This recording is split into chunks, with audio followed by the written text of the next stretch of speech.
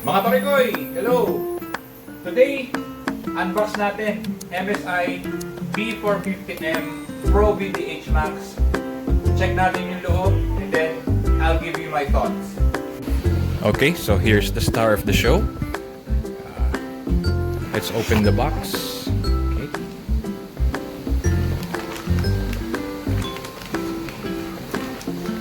Bago tayo pumunta sa board, check muna natin kung ano ang kasama sa box. Okay.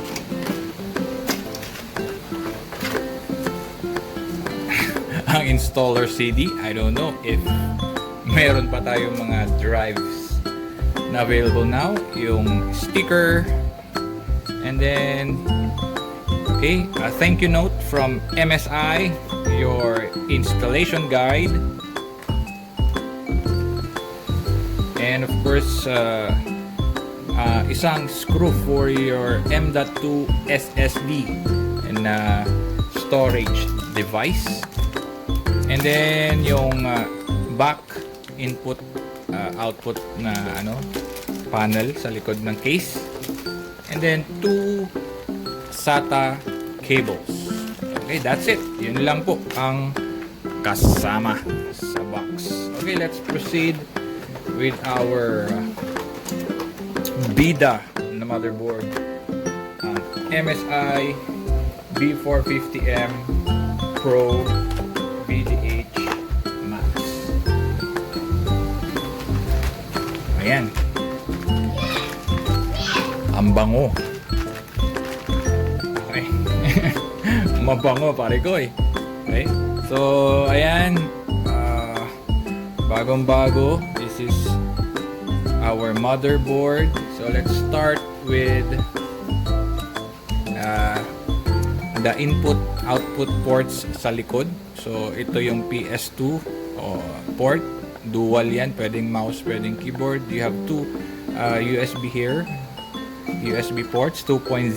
we have a VGA and a DVI ports, and then another 2.0 dito sa kabila, and then we have an HDMI port, and then ito na po yung mga 3.2 na USB ports, and then your LAN cable. This is a gigabit LAN port, and then your audio ports. Okay, dito naman ito yung heavy plated sinks natin, heat sinks. Ito, this is your PCIe port. And then of course, dito natin lalagay yung processor, and then we have 4 DDR4 slots ready to go. Okay. And then audio boost. These are the audio boost na electronic components. So what we can put here, we can put a Ryzen 9 here, 5950X hanggang Ryzen 9 5950X ang pwede nating ilagay dyan. So from Ryzen 3100 hanggang Ryzen 9 5950X. So this is a future-proof motherboard. So, and then we have this, yung kanyang CPU power, 8-pin na siya. And then we have our 24-pin na power, ATX power port. Then we have 2 SATA ports here that you can put. And then ito yung M.2. Ito yung M.2. Pwede tayo maglagay dyan ng M.2 NVMe na SSD. And of course, your headers. Meron tayong system fan dito. Meron din tayong CPU fan doon. Okay. And that's it, guys. Meron din tayong USBs here. Yung USB 3 meron din. And then we have, etong good news sa mga mahilig dyan ng ilaw-ilaw, mga pailaw. Meron tayong RGB port here, or header pala. So you can put there your 4-pin na pan-disco lights. Okay? Okay. So turbo na rin yung ating M.2 slot there. Turbo. And then meron tayong ito, importante, I almost forgot.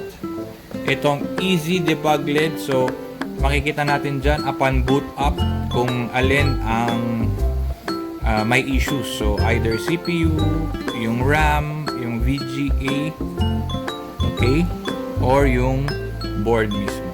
Okay, so meron na tayong easy debug LED dyan.